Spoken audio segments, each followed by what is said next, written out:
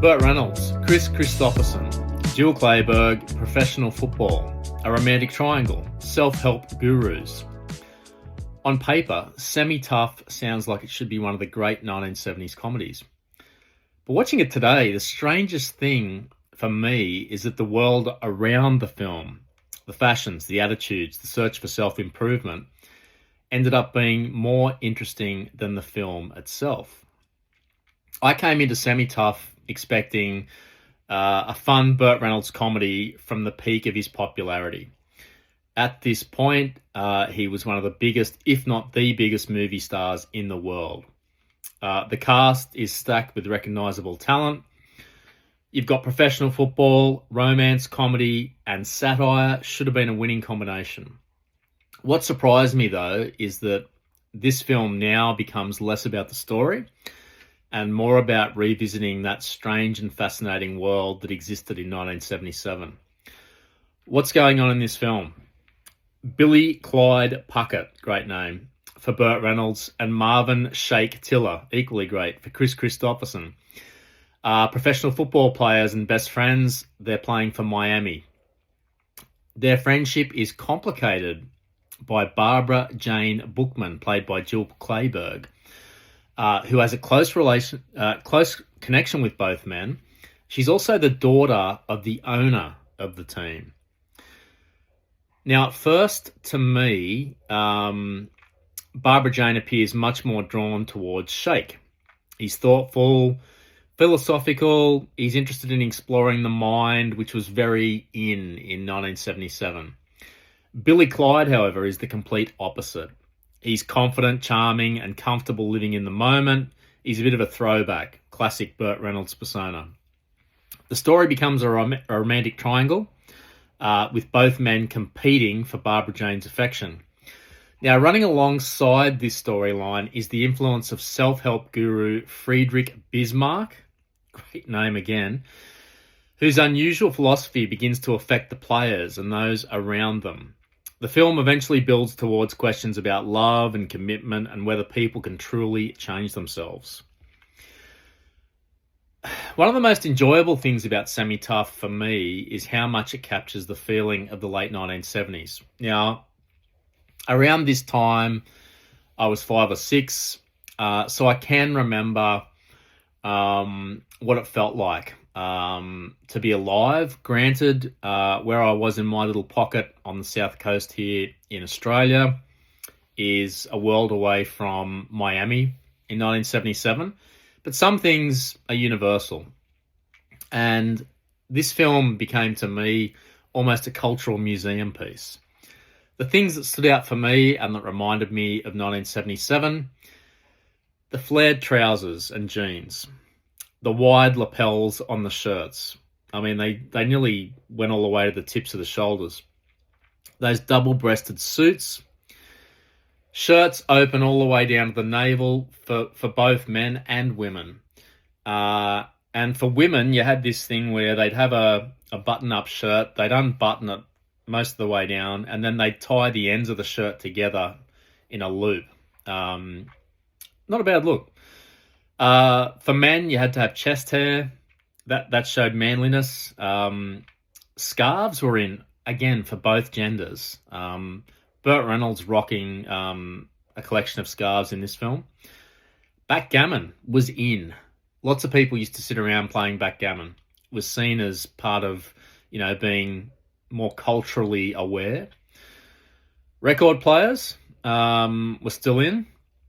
This is before CDs. CDs really hit big in the early 80s.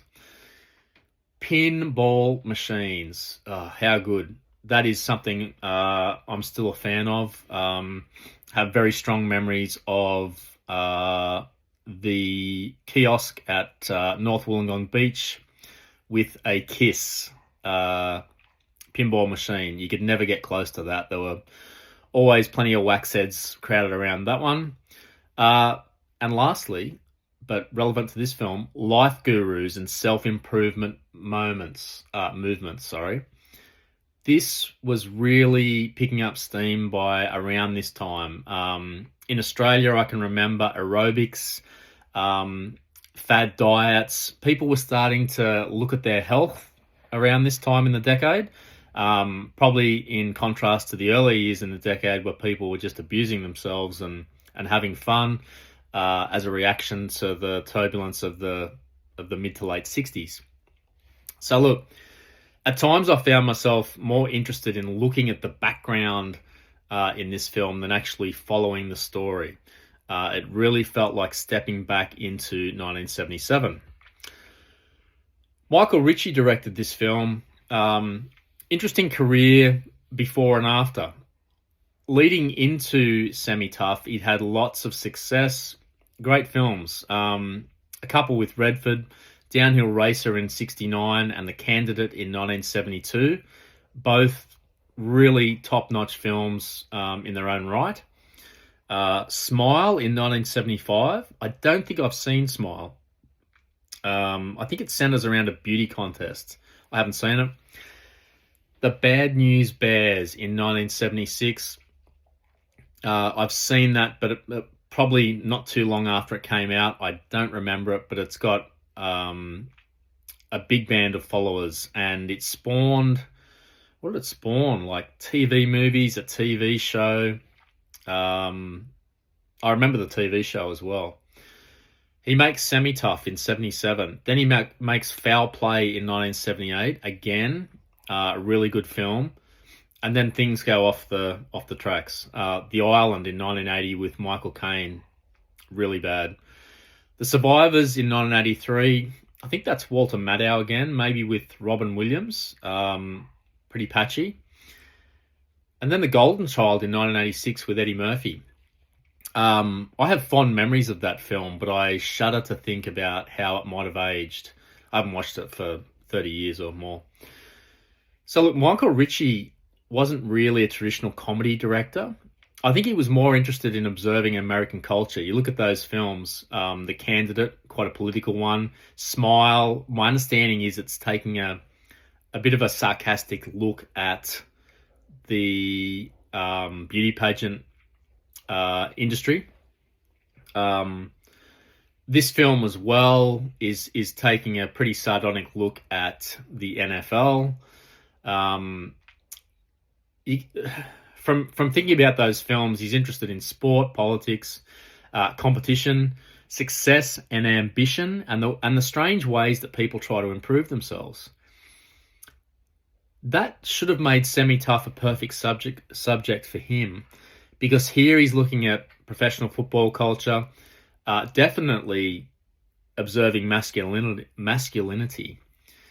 The film starts off with lots of shots of the team, the Miami Dolphins, after the game in their dressing room, getting around. So be ready for that if you're not up for some male nudity right from the get-go. You soon will be. Celebrity athletes and the growing self-help movement of the 70s. That's a big part of this film. For me, the problem is that the observations sometimes turn out to be more interesting than the film. Unlike The Candidate or Downhill Racer in particular, or even Bad News Bears, the satire in this one never really has enough bite. It looks at everything, comments on everything, but it doesn't commit strongly enough to any one thing for me.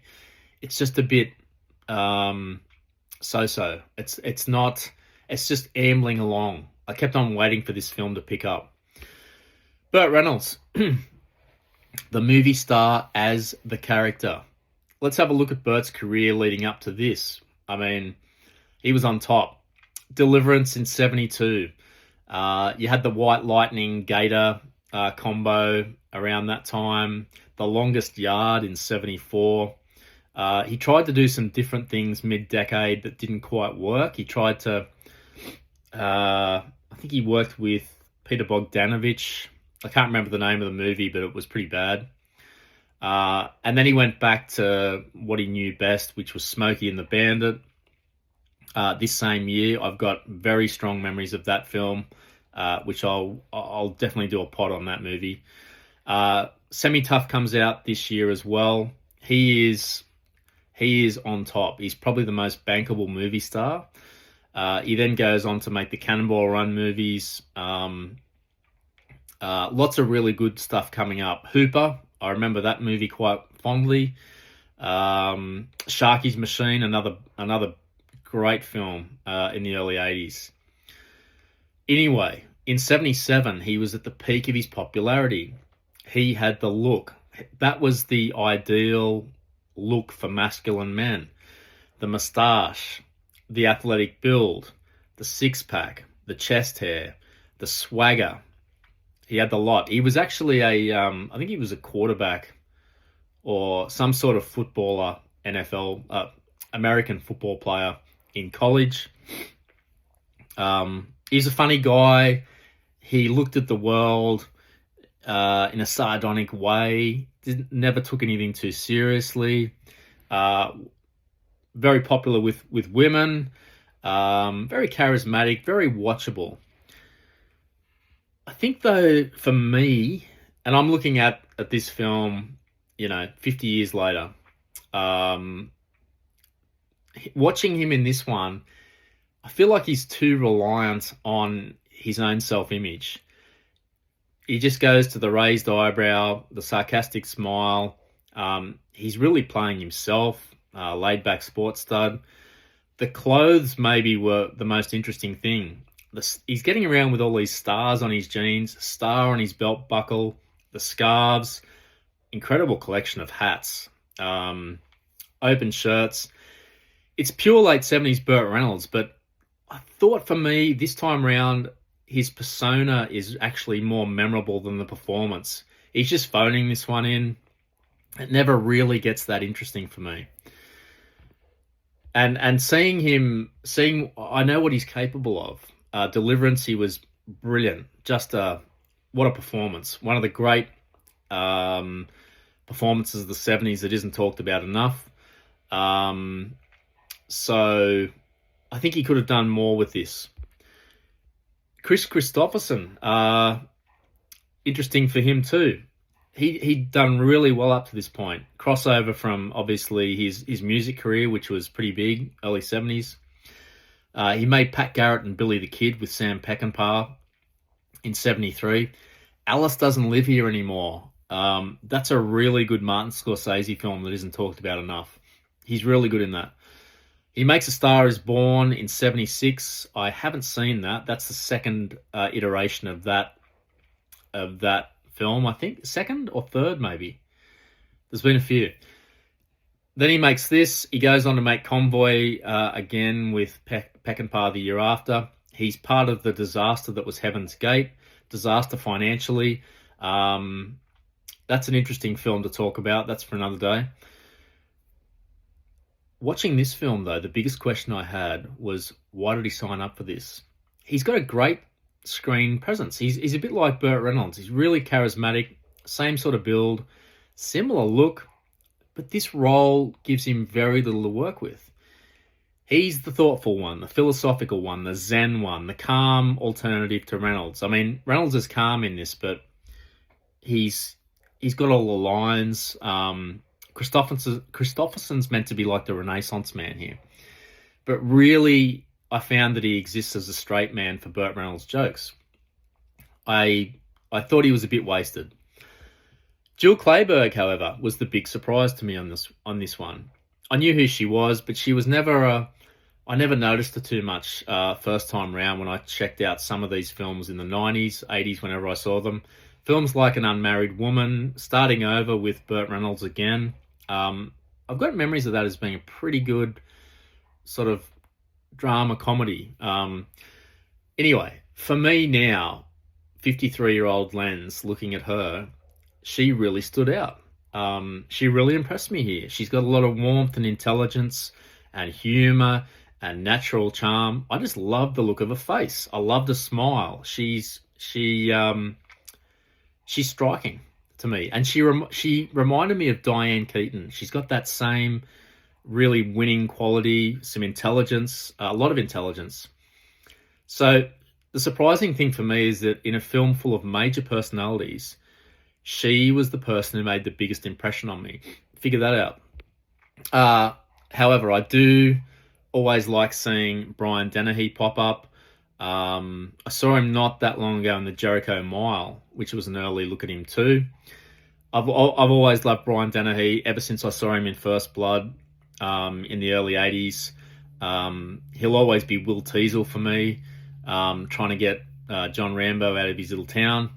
But I also loved him in other films in the 80s. Bestseller, the FX films. I really liked him in a film called Belly of an Architect. It's a Peter Greenaway film that I haven't seen for 40 years, that I want to circle back to and see if it's still as interesting as it seemed like back then. Anyway, in this one, his character nearly feels like a template for John Belushi the year after as Bluto in Animal House.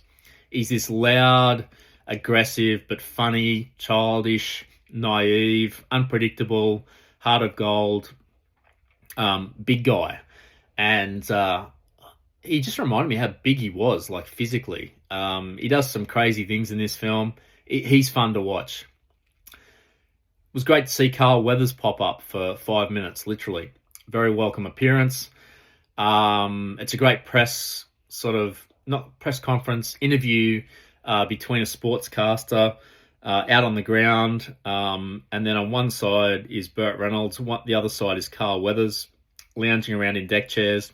In 1977, I'd argue that you probably couldn't get two more iconic stars in that moment. Carl Weathers coming off Rocky the year before, in great shape himself. He's wearing the wide lapels, the tight pants, the big cowboy boots, just like Reynolds. They're sort of complementing each other and sort of not. It's a great scene, actually. It was nearly the best scene in the movie for me. And then he was gone. Didn't see him again. That was disappointing. The music and the sound of 77 had that late 70s feel, really works with the fashions and the lifestyle. This seemed like a really free and easy time before things took a darker turn, I think, in the culture. Anyway, why didn't this film work for me?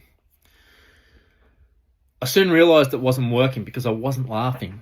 I just didn't find it funny.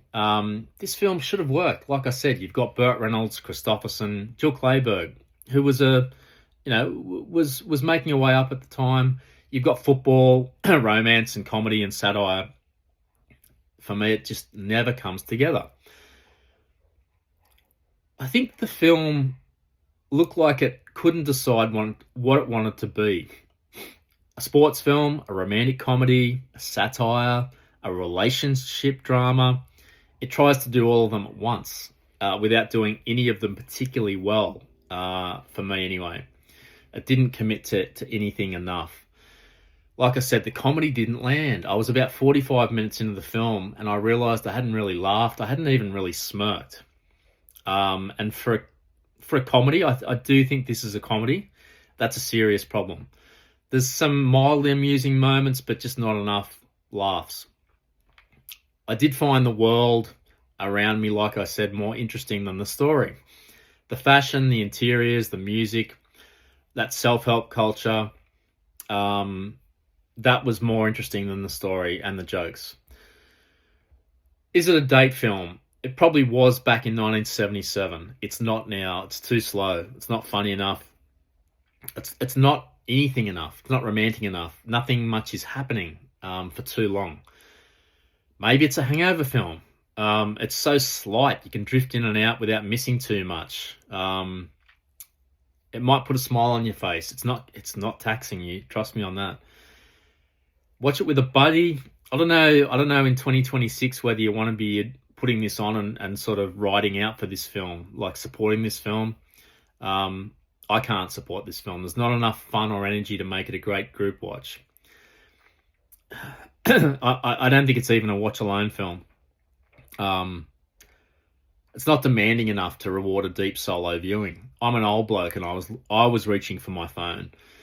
So I was disappointed. Look, it's not a terrible film for me. It just disappointed me because I am a Burt Reynolds fan. got a great cast. Michael Ritchie's made interesting films, and this Miami of the late 70s interests me. It's the Miami before Scarface, right? It's the Miami before the Miami we know of the 80s. And I'm always keen to go back in time. And I did find that part interesting. But, I don't know, it just needed a bit more energy or focus to become something special. So for me, the biggest discovery was Jill Clayburgh. Maybe I need to pay more attention to films she was in. My eyes just glaze over her when I see her in credits up until now. So that's something I've got out of this film. So look, in the end, that's all I can really glean from Semi-Tough. It's a portrait of late 70s America. It's doing that better than a romantic sports comedy that it was pitched as and marketed as. So yeah, that's really all I've got to say about it. Can't win them all. Semi-Tough, it was a very tough watch. I'll leave it at that. Semi-Tough from 1977. That's my thoughts. I'm sure other people have got different thoughts. I'm sure there's lots of people maybe that have more fonder memories of this film. Maybe if you saw it around that time, it resonates more. I didn't, so it doesn't. Anyway, as always, thanks for listening in, and see you next time.